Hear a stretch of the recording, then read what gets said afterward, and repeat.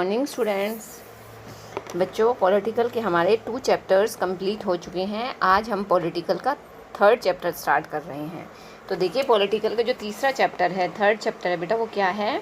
3rd chapter है चुनाव और प्रतिनिधित्व। आज का जो हमारा चैप्टर है उसके अंदर हम चुनाव के बारे में और प्रतिनिधित्व के बारे में डिस्कस करेंगे। चुनाव क्या होता है, प्रतिनिधित्व क्या होता है, चुनाव क्यों ज़रूरी होते हैं, अगर चुनाव नहीं करवाए जाते हैं तो क्या हो सकता है, और किसी भी देश के अंदर जो चुनाव है वो किस लिए करवाए जाते हैं, इसका क्या रीज़न है, इससे क्या लाभ है, क्या इससे हानि है। तो ये हम बहुत सारे पॉइंट्स हैं जिसके बारे में आज हम डिस्कस करने जा रहे हैं। बहुत ही इम्पोर्टेंट चैप्टर बेटा, आपको सभी बच्चों को ध्यान से सुनना है, ध्यान से समझना है। और मेरा विश्वास है अगर आप इसको वीडियो को सिर्फ एक बार अच्छे से ध्यान से देख लोगे तो आपको सारे पॉइंट्स अच्छे से क्लियर समझ में आ जाएंगे, क्योंकि मैं आपको इसको पॉइंट में ही बताने वाली हूँ इस वीडियो को, और बहुत ईजी लैंग्वेज में करवाने वाली हूँ ताकि आपको किसी प्रकार का कोई डाउट ना रहे। तो देखिए बेटा, इसके अंदर क्या बताया गया है। तो इसके अंदर स्टार्टिंग से देखिए, हम इसके अंदर आपकी बुक के अकॉर्डिंग, एनसीईआरटी की बुक के अकॉर्डिंग इसके अंदर जो इसका इंट्रोडक्शन दिया गया है, तो इसमें क्या बताया गया है, स्टार्टिंग इसमें ही की गई है। आप लोगों से ही क्वेश्चन पूछा जा रहा है कि क्या आपने कभी जो शतरंज का खेल होता है वो कभी आपने खेला है? अगर उसके अंदर जो काला घोड़ा होता है, अगर वो 2.5 घर चलने की बजाय सीधा चलने लगे तो क्या होगा? अगर किसी भी गेम के अंदर, जैसे क्रिकेट के खेल के अंदर एम्पायर ना हो तो क्या होगा? तो हर खेल के क्या है बेटा, नियम होते हैं। अगर हम उन नियमों को बदल दें, हम उन्हें अपने तरीके से करने लग जाएं तो क्या होगा? जो परिवर्तन होगा उससे क्या लाभ होगा, क्या हानि होगी? तो इस तरह के बहुत सारे क्वेश्चंस हैं। ये तो 2 ही गेम के बताए गए हैं। आप और अपने डेली लाइफ के अंदर अपने कोई भी गेम देख लीजिए जो आपको अच्छे लगते हैं। अगर उसके अंदर जो नियम स्टार्टिंग से चले आ रहे हैं, अगर हम उन नियम्स को चेंज करके, हम उसके अंदर जो रूल्स बनाए गए हैं हम उन्हें चेंज करके हम अपने तरीके से उसके अंदर नए रूल्स सेट करें, तो जो नया चेंजमेंट आया है उससे क्या होगा, वो सारी चीज़ें इसके अंदर बताई गई हैं। तो सेम उसी प्रकार से चुनाव के बारे में भी बताया गया है। जैसा खेल के अंदर जो नियम हैं वो सही है, मतलब सत्य है, वही चुनाव के बारे में बताया गया कि चुनाव के जो करवाए जाते हैं वो भी सही हैं। चुनाव करवाना भी कहीं ना कहीं तक उचित है। अगर चुनाव नहीं होंगे तो इस क्या है, कहीं ना कहीं देश के अंदर इससे प्रॉब्लम आ सकती है। तो जो नियम उसके उस खेल के बारे में बनाए गए हैं, उसी प्रकार से चुनाव के अंदर भी जो जो नियम बनाए गए हैं वो बिल्कुल सही हैं। और जो चुनाव का जो लास्ट में रिज़ल्ट निकलता है, परिणाम निकलता है, वो भी उन नियमों के ऊपर ही लागू होता है। तो जैसे हर गेम के छोटे छोटे पॉइंट्स को उसके अंदर ध्यान रखा जाता है, उसी प्रकार से चुनाव के अंदर भी हर बात को ध्यान में रखा जाता है। तो जब जैसे कोई गेम स्टार्ट होता है, खेल स्टार्ट करते हैं, उससे पहले क्या है, सारे रूल्स उसे समझा दिए जाते हैं। जो प्लेयर्स होते हैं उन्हें सारे रूल्स उनको स्टार्टिंग में ही समझा दिए जाते हैं। उसी प्रकार से बेटा जब चुनाव की प्रक्रिया स्टार्ट होती है तो उससे कई दिन पहले देखिए, जब इलेक्शंस होते हैं, चुनाव होते हैं, उससे कई दिन पहले क्या है, न्यूज़पेपर वगैरह में उसकी स्टार्टिंग आनी स्टार्ट हो जाती है। उसके नियम वगैरह जो होते हैं वो सब कुछ कई दिन पहले ही स्टार्ट हो जाते हैं। और इससे रिलेटेड जो चुनाव चिन्ह होते हैं, जिन जिन पार्टी के जो नेता खड़े होते हैं उनको जो चुनाव चिन्ह मिलते हैं, वो क्या घर घर जाकर अपने चुनाव चिन्ह जो होते हैं उनको वो उनके बारे में बताते हैं कि हमारे ये चुनाव चिन्ह है, आपको इसके ऊपर बटन दबाना है, इसके ऊपर हमें वोट देना है। इस प्रकार से उसके जो नियम हैं वो सारे क्या हैं, पहले ही जो वोटर्स होते हैं उन्हें पहले ही समझा दिए जाते हैं। तो जिस प्रकार से गेम के कुछ नियम होते हैं उसी प्रकार से चुनाव के भी कुछ नियम बताए गए हैं। तो हम उन सारी चीज़ों को आज हम इसके अंदर डिस्कस करने वाले हैं। तो देखिए, इसके अंदर हम क्या क्या चीज़ें पढ़ेंगे, इसके अंदर हम किन किन चीज़ों के बारे में डिस्कस करेंगे। तो चुनाव की जो विभिन्न विधियां हैं वो क्या होती हैं, हमारे देश की जो चुनाव व्यवस्था है उसकी क्या विशेषताएं हैं, स्वतंत्र और निष्पक्ष चुनाव कराने के जो प्रावधान है उनका क्या महत्व है, और चुनाव सुधार पर जो होने वाली बहस है उसके बारे में भी आज हम डिस्कस करने वाले हैं। तो सबसे फर्स्ट आता है बेटा चुनाव और लोकतंत्र। हम इतनी देर से चुनाव कर रहे हैं, तो सबसे पहले तो देखो बच्चों, आपको चुनाव के बारे में पता होना चाहिए कि चुनाव है क्या। तो पहले तो देखो इसको आम भाषा में समझिए। जो लोकतांत्रिक व्यवस्था होती है, लोकतांत्रिक होती है बेटा जहाँ पर लोगों का तंत्र, लोकतांत्रिक होता है लोगों के द्वारा बनाया गया जो तंत्र होता है वो लोकतंत्र कहलाता है। तो हमारे भारत के अंदर क्या है, लोकतांत्रिक व्यवस्था है। तो लोकतांत्रिक व्यवस्था के अंदर क्या होता है, लोकतांत्रिक व्यवस्था में जो जनता होती है, पब्लिक होती है, वो सर्वोपरि होती है। तो पब्लिक द्वारा जनता द्वारा जिस विधि द्वारा जो पब्लिक है वो अपने प्रतिनिधियों को चुनती है उसे ही क्या है, चुनाव, या इसे दूसरा वर्ड है इसके लिए निर्वाचन। इसे चुनाव भी कहा जाता है और निर्वाचन भी कहा जाता है। तो चुनाव क्या है? चुनाव आपको पता लग गया होगा कि लोकतांत्रिक व्यवस्था में जनता जिस विधि द्वारा, मतलब जो प्रक्रिया अपनाकर वो अपने प्रतिनिधियों को चुनती है उसे चुनाव कहा जाता है। तो इसके अंदर आपसे 2 क्वेश्चंस पूछे गए हैं कि क्या बिना चुनाव के लोकतंत्र कायम रह सकता है, या क्या बिना लोकतंत्र के चुनाव हो सकते हैं। देखिए दोनों ही क्वेश्चन बहुत इंपॉर्टेंट हैं। अगर देश में लोकतंत्र नहीं होगा तो क्या हम चुनाव करवा सकते हैं, या अगर बिना चुनाव के बिना क्या है लोकतंत्र स्टेबल रह सकता है, कायम रह सकता है। तो ये दोनों क्वेश्चंस आपसे पूछे गए हैं। तो देखिए जो इसका फर्स्ट क्वेश्चन है, पहला क्वेश्चन क्या है, हमें इसमें क्या बताया गया कि लोकतंत्र में चुनाव की आवश्यकता के बारे में हमें याद दिलाता है कि क्या हम इसमें पूछा क्या बिना चुनाव के लोकतंत्र कायम रह सकता है। तो कोई भी जो नागरिक है वो निर्णय लेने में सभी नागरिक प्रत्यक्ष रूप से भाग नहीं ले सकते, अतः वो क्या है अपने प्रतिनिधियों को चुनते हैं। अपने प्रतिनिधियों को चुनने के लिए इसलिए क्या है जो चुनाव है बहुत ही इम्पोर्टेंट हो जाता है, महत्वपूर्ण हो जाता है। और उसी प्रकार से जब भी भारतीय लोकतंत्र के बारे में सोचते हैं तो सहज ही हमारा ध्यान कहाँ जाता है, चुनावों के ऊपर जाता है कि अगर चुनाव नहीं होंगे तो क्या हम अपने प्रतिनिधि को चुन नहीं पाएंगे और हमें नहीं पता लगेगा कि हम अपने एरिया से किस प्रतिनिधि को चुन रहे हैं। तो उस प्रकार से आज जो चुनाव की जो प्रक्रिया है पूरी लोकतांत्रिक प्रक्रिया के जाने माने प्रतीक हैं और इसके अंदर प्रत्यक्ष और अप्रत्यक्ष लोकतंत्र, प्रत्यक्ष और अप्रत्यक्ष रूप से चुनाव वो प्रत्यक्ष और अप्रत्यक्ष रूप से लोकतंत्र के अंदर चुनाव करवाए जाते हैं।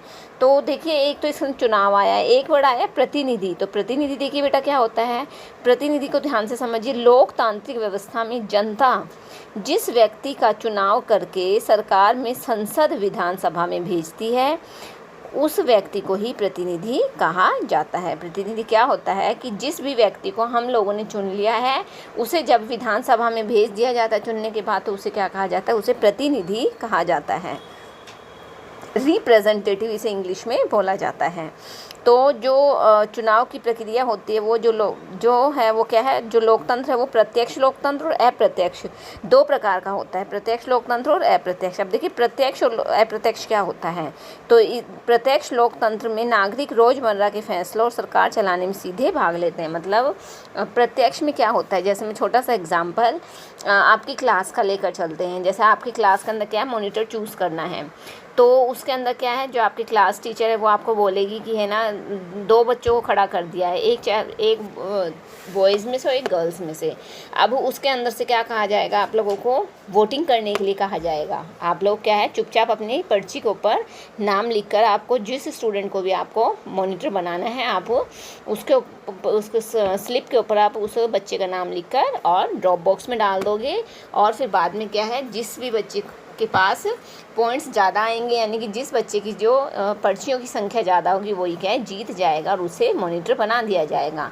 तो देखो बेटा क्लास में तो क्या होता है, संख्या कम होती है, वो तो एक सीमित दायरा होता है, तो उसके अंदर तो क्या है प्रत्यक्ष रूप से मतलब हाथ खड़ा करके भी करवा सकते हैं। ये तो मैंने आपको वोटिंग का बताया है, हम हैंड रेस करके भी करवा सकते हैं कि एक स्टूडेंट 2 स्टूडेंट खड़े हैं सामने, उसमें से पहले उस स्टूडेंट का नेम बोलेंगे, पूछेंगे बेटा इसके साथ साथ कौन कौन बच्चे हैं, आप अपना हैंड रेस करो। तो ये क्या है, जो सीमित दायरा होता है, छोटा दायरा होता है, वहाँ पर जब चुनाव करवाया जाता है तो उसे प्रत्यक्ष कहा जाता है। प्रत्यक्ष का मतलब होता है अपने सामने देख कर। ये तो क्या है, संख्या कम है, वहाँ पर पॉपुलेशन कम है, सीमित दायरा है, तो इसलिए वहाँ पर प्रत्यक्ष रूप से हो सकता है।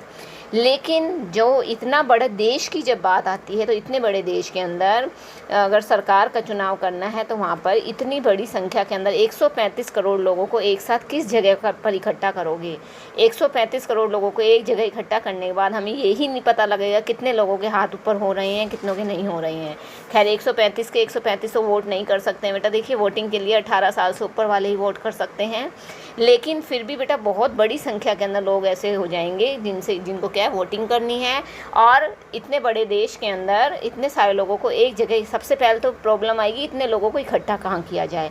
अब इतने लोगों को इकट्ठा करने के बाद अब इतने जब उनका हैंड रेस करवाया जाएगा तो क्या है पता ही नहीं चलेगा कितने हाथ ऊपर हो रहे हैं। तो जो बड़े लेवल का जो जहाँ पर चुनाव करवाना होता है, जहाँ पे संख्या ज़्यादा होती है, तो वहाँ पर क्या है अप्रत्यक्ष प्रणाली को अपनाया जाता है। उसके अंदर वोटिंग सिस्टम होती है, वहाँ पर ये हैंड रेस नहीं होता है। तो जो प्रत्यक्ष लोकतंत्र है उसके अंदर मैं आपको एग्जाम्पल, एक प्राचीन यूनानी नगर था, उसके अंदर क्या जनसंख्या कम थी।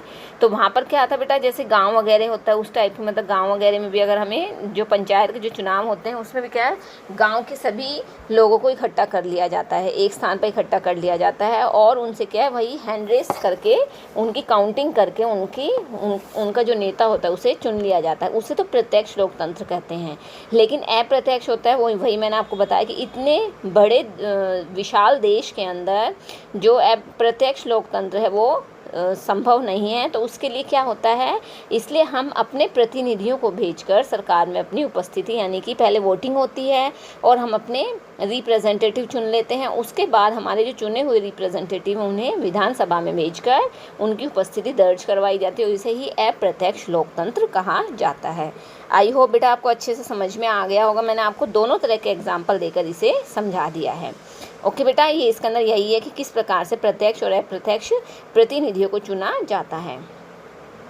तो देखिए इसके अंदर जो मैंने आपको अभी चुनाव बताया था, इन प्रतिनिधियों को चुनने की विधि को चुनाव या निर्वाचन कहते हैं, वही आ गया है। मैंने आपको इजी लैंग्वेज में बताया था, ये आपको बुक की लैंग्वेज के अंदर दिखाया गया है। अब आगे देखिए कि सेकंड जो क्वेश्चन था हमारे सामने कि सभी चुनाव लोकतांत्रिक नहीं होते हैं। जितने भी चुनाव करवाए जाते हैं वो लोकतांत्रिक नहीं होते हैं, कि ज़रूर नहीं है हर चुनाव के अंदर क्या है लोगों की मत ली जाए, लोगों की राय ली जाए। बहुत सारे गैर लोकतांत्रिक देशों में भी चुनाव होते हैं। मतलब ये हमारा भारत तो क्या है लोकतंत्रात्मक गणराज्य है, बट ऐसे बहुत सारे देश हैं जहाँ पर क्या है जो लोकतंत्रात्मक नहीं है, जहाँ पर उन देशों में भी चुनाव होते हैं। तो जो गैर लोकतंत्रात्मक देश होते हैं उनके अंदर स्वयं को लोकतांत्रिक साबित करने के लिए बहुत ज़्यादा वहाँ पर परेशानियाँ आती हैं। इसके लिए जो चुनाव करने का तरीका होता है वो उनका बिल्कुल अलग होता है। उसके अंदर क्या है जनता का कोई रोल नहीं रहता है। उसके अंदर जो आपस में जो चुने हुए प्रतिनिधि होते हैं वही आपस में एक दूसरे को उसके अंदर से ही उनको चूज़ कर लिया जाता है। वहाँ पर जनता का कोई भी रोल नहीं होता है। उसे हिटलर टाइप में कहा जाता है। वहाँ पर जनता से कोई राय नहीं ली जाती है। तो इस बिंदु में संविधान की महत्वपूर्ण भूमिका रहती है। एक लोकतंत्रात्मक जो देश है उसके अंदर संविधान चुनावों के लिए कुछ नियम बनाता है। संविधान की तरफ से कुछ नियम बनाए जाते हैं और उन नियम कानून के द्वारा ही क्या है संविधान जो चुनाव की प्रक्रिया वो पूरी करवाई जाती है। तो जो ये नियम बनाए जाते हैं उसके अंदर देखिए किन किन बातों को ध्यान में रखना होता है कि सबसे फर्स्ट है कौन मत देने के लिए योग्य है, यानी कि जो मत, ये तो नहीं है कि ना तुम वो दूध पीता बच्चा है उसको ले जाकर वोटिंग बूथ पर खड़ा कर दो और वहाँ पर क्या है वो उसको कुछ पता ही नहीं है। तो इसके लिए क्या है जो मत देने योग्य है उनको ही वहाँ पर जाना है। कौन चुनाव लड़ने के लिए योग्य है, जो चुनाव के लिए खड़े हैं उनके भी कुछ नियम होते हैं। चुनाव की देखरेख कौन कर रहा है, किस प्रकार से करेगा, और मतदाता अपना प्रतिनिधि किस प्रकार से चुनेंगे, मतगणना कैसे होगी और प्रतिनिधियों का चुनाव किस प्रकार से होगा। तो ऐसी बहुत सारे नियम हैं जो संविधान की तरफ से लागू किए गए हैं और सभी को इन नियम कानूनों को मानना होता है। तो इस प्रकार से जो लोकतांत्रिक संविधान की भांति भारत का जो संविधान है वो इन सभी प्रश्नों का उत्तर देता है। तो जो इसके अंदर क्या है, जो पहले 3 प्रश्नों का लक्ष्य एक स्वतंत्र और निष्पक्ष चुनाव करवाना है, इसे ही क्या है लोकतंत्रात्मक चुनाव कहा जाता है। आगे देखिए बेटा, तो इस जो चैप्टर है इसके अंदर हम क्या है चुनाव के बारे में जो संवैधानिक नियम बताए गए हैं हम उनके ऊपर विचार करेंगे, उसके बारे में हम डिस्कस करते हैं। तो अब देखिए बेटा, अब आती है भारत में चुनाव व्यवस्था। तो सबसे पहले तो देखिए लोकतंत्र, जो लोकतंत्र बार बार आ रहा है, वैसे तो मैंने आपको बता दिया है। तो जो चुनाव है और जो लोकतंत्र है, क्या इनका आपस में कोई रिलेशन है? तो अगर आपसे पूछा जाए कि जो चुनाव है और जो लोकतंत्र है क्या इनका आपस में कोई संबंध है, क्या आपस में रिलेशन है, तो देखिए ध्यान से सुनिए बेटा, चुनाव और लोकतंत्र दोनों ही क्या है एक सिक्के के 2 पहलू हैं। लोकतंत्र चुनाव के बिना अधूरा है और जो चुनाव है वो लोकतंत्र के बिना महत्वहीन है, उसका कोई भी महत्व नहीं रह जाता है। ओके बेटा, अब आगे देखिए, अब आगे नेक्स्ट हेडिंग आती है हमारी भारत में चुनाव व्यवस्था। जो नेक्स्ट हेडिंग हमारी आ रही है वो आ रही है बेटा भारत में चुनाव व्यवस्था। तो इसके अंदर देखो बच्चों, भारत के अंदर जो चुनाव व्यवस्था है वो किस प्रकार की है वो मैं आपको बताती हूँ। तो एक बार आप इसको ध्यान से सुनिए।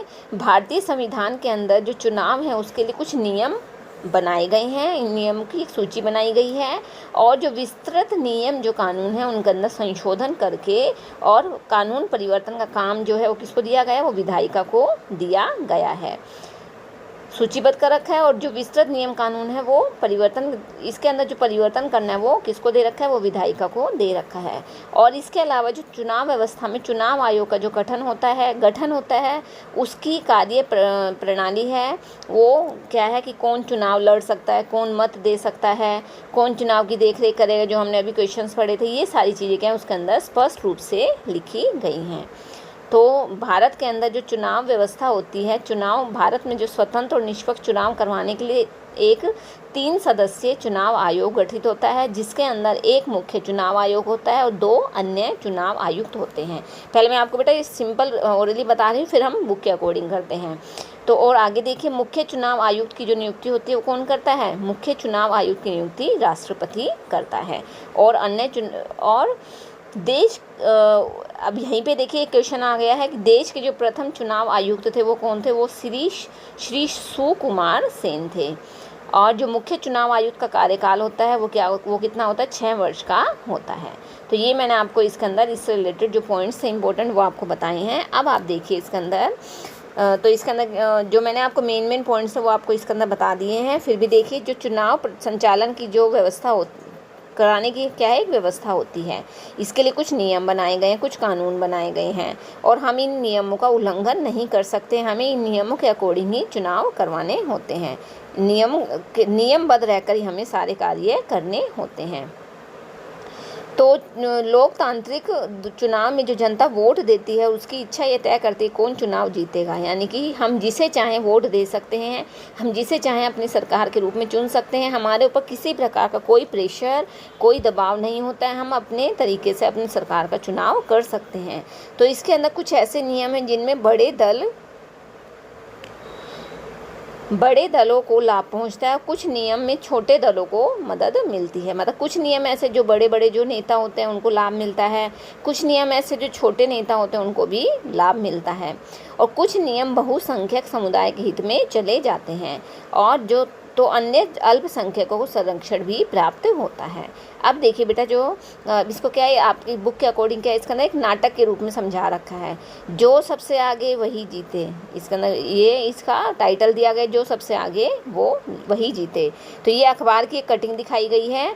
तो ये इसमें क्या बताया गया है, ये 1984 के जो लोग, ये देखिए ये अखबार की कटिंग है, पहली बार कांग्रेस को 3/4 बहुमत। तो इसके अंदर क्या बताया गया है,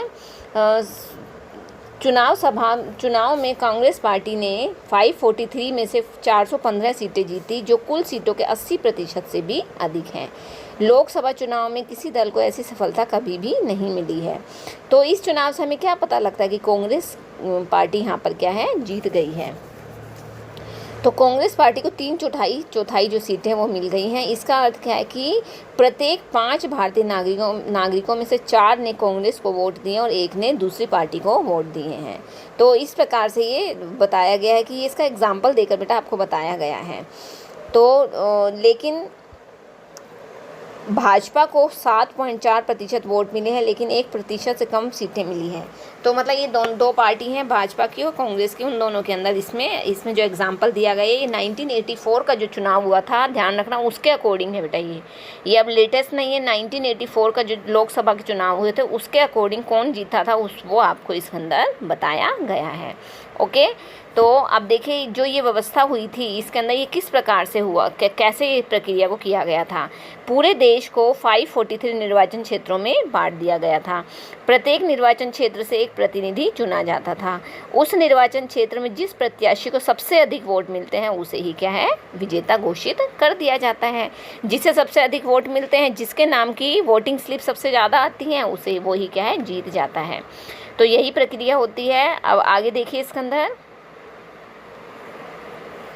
वही विजेता हो जाता है। जो विजयी प्रत्याशी होता है उसके लिए ज़रूरी नहीं है कि कुल मतों का बहुमत मिले। इस विधि को ही जो सबसे आगे वही जीते, इसे क्या कहा गया है, जो सबसे आगे वही जीते, first pass the post system इसे कहा गया है। ओके बेटा, आगे अब देखिए। और जो हमारा भारत का जो संविधान है, और इसे क्या है, बहुलवादी व्यवस्था का नाम भी दिया गया है। और जो संविधान है वो इस विधि को स्वीकार भी करता है।